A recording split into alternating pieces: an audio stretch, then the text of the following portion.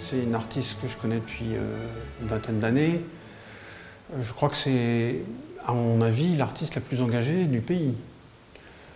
Elle est œcuménique, elle aide tout le monde, elle invite à participer à...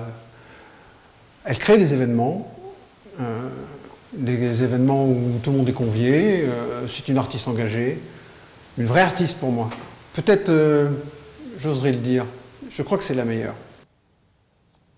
Ah ben, ça fait du bien d'être sur la fin, parce qu'il y a 80 œuvres quand même à accrocher. Une série qui m'a pris une année quand même pour la créer, puisque je l'ai commencé pour début 2016, et là on est premier trimestre 2017. Et ça fait un peu une rétrospective aussi, et c'est que de la gravure. Alors que je ne fais pas que de la gravure, mais là c'est vraiment une aventure gravure, et l'idée de base est tout simplement cette sensation que je suis peut-être pas la seule à avoir, c'est qu'on est dans une espèce d'époque un peu crépusculaire. Le crépuscule n'est pas que négatif, le crépuscule c'est juste aussi une histoire... le crépuscule c'est la nuit, c'est associé à la nuit, et c'est l'idée que on doit changer un peu d'époque là. Je pense qu'on est mûr pour changer d'époque, on est obligé de changer d'époque. Et donc, je peux le finaliser là, du coup, avec cette histoire d'aurore, pour dire que voilà, voyez, on est en début 2017, c'est l'aurore, c'est un jour nouveau. Il faut continuer, il faut démarrer ce jour nouveau, il faut être inventif. Donc voilà, mais je suis contente que ça y est, je suis sur la fin du montage, parce que c'est un montage compliqué aussi. Du fait que c'est des œuvres papier, et donc je ne peux pas encadrer 80 œuvres, c'est tout simplement impossible. Donc c'est une présentation sur filin et avec des pinces à dessin. Mais c'est pas plus mal, parce que du coup on a le papier, on a la structure du papier, on a les matités et les brillances des encres, on a l'odeur des encres aussi, parce qu'ils ont quand même une odeur, les encres à gravure. Et donc c'est une présentation un peu brute si on veut. Et voilà, j'ai pas pu amener ma presse à gravure, pourtant c'est un beau engin, mais j'ai amené quand même un peu les matrices pour que les gens puissent voir un peu le processus de création de tout ça. Et voilà, je suis quand même contente. Voilà, en plus, on inaugure la saison 2017 au château. Bon, c'est sympa d'inaugurer une année avec Aurore. Voilà, ici, nous sommes dans la première partie de l'exposition et la première partie du cycle crépuscule, qui est l'heure dorée, et Dämmerung, qui est le crépuscule civil, qui suit juste après. Donc l'heure dorée, c'est une heure où le soleil se couche, le soleil est encore visible, une heure qui plonge tout dans une lumière chaude, une lumière dorée, d'où le nom heure dorée. Celle-ci a été exposée sur le mur du 21 à Nouméa en début 2016. Ensuite, ici, nous avons la deuxième partie du cycle, qui est donc le crépuscule civil. C'est le moment quand le soleil juste disparaît derrière la ligne d'horizon, qui donne une lumière beaucoup dans les violets. Les contours sont encore bien visibles, on peut avoir des levées de lune, c'est pour ça que pour ce cycle-là, pour cet épisode-là, j'avais fait aussi une lune, une matrice avec une lune. Et celle-ci, elle a été exposée à Munich, donc dans une petite galerie dans le West End, qui est une librairie en même temps café lecture. Ici, nous avons l'or bleu, une exposition qui a eu lieu dans l'Art Café à Nouméa. C'est le troisième volet du cycle crépuscule. Cette exposition, elle a été réalisée entièrement sur du papier recyclé, les affichettes des Nouvelles-Calédoniennes, etc. C'est une heure un peu avant le noir complet, une heure où aussi les silhouettes s'effacent et où il y a ce bleu profond qui apparaît avec la lune, parfois les étoiles, véritablement une heure aussi très sombre. Soleil de minuit, c'est une exposition que j'ai créée pour le Centre d'art de la ville de Nouméa, un appel aux artistes sous le thème de la forêt. Du coup, ça allait très bien et puis il faisait partie de l'ensemble de toute façon, cette histoire. Le soleil de minuit, c'est vraiment quelque chose qui se passe un peu du côté des régions polaires. C'est aussi la nuit polaire, d'ailleurs, c'est un autre mot pour la nuit polaire.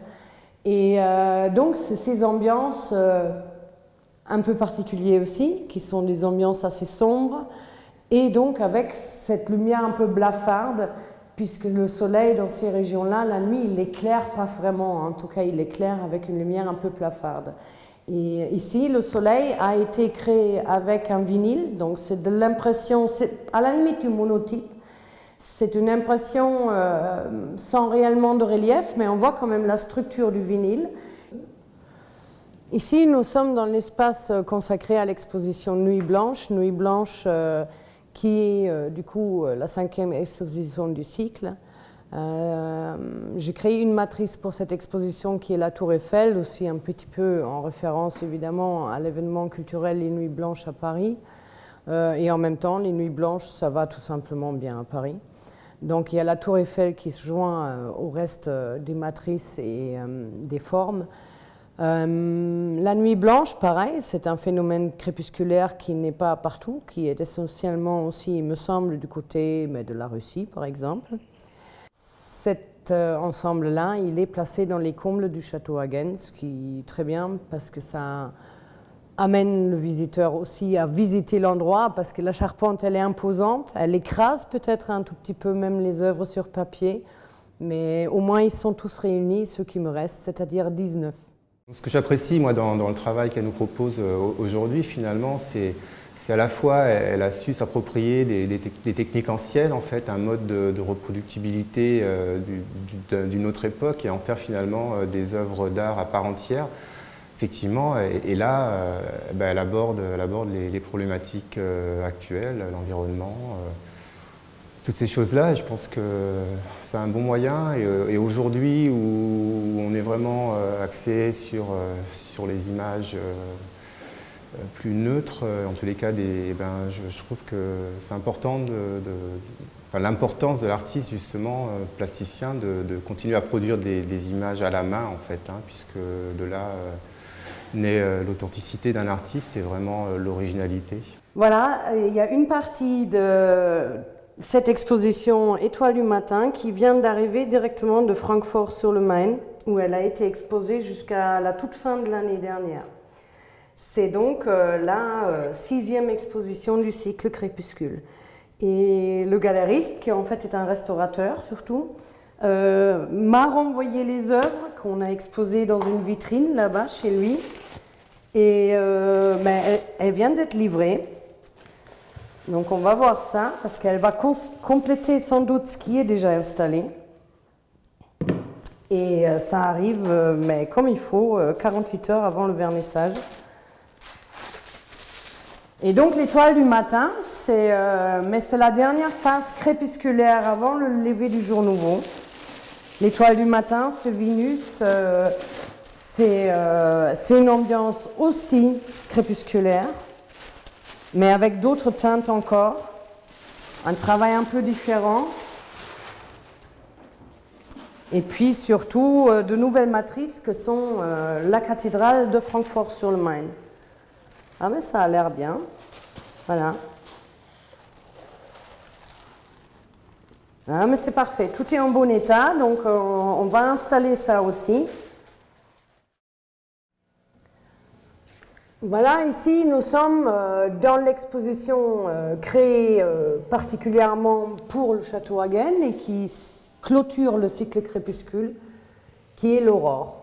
Bon, l'aurore, comme le nom l'indique, c'est vraiment le seul phénomène crépusculaire lié exclusivement au lever du jour, alors que la plupart des autres sont pour le lever comme pour le coucher du jour. Bon, cette phase-là, j'ai voulu quand même mettre en exergue un renouveau, et notamment de créer cette matrice, le tétrapyle de Palmyre, parce qu'il vient d'être en réalité détruit par l'IS entre le 26 décembre 2016 et le 10 janvier 2017. Et donc je me suis dit, mais c'était l'occasion de le réériger. Après, il y a des compagnons pour ce jour nouveau. C'est la Fearless Girl, qui est une petite sculpture installée par une boîte de com sur Wall Street pour faire face aux gorilles, aux taureaux qui symbolisent la bourse. et un certain nombre de nos compagnons animaliers qui sont grandement en danger d'extinction. Et puis il y a quand même des petits compagnons d'ailleurs. Peut-être ils pourront aider pour ce jour nouveau.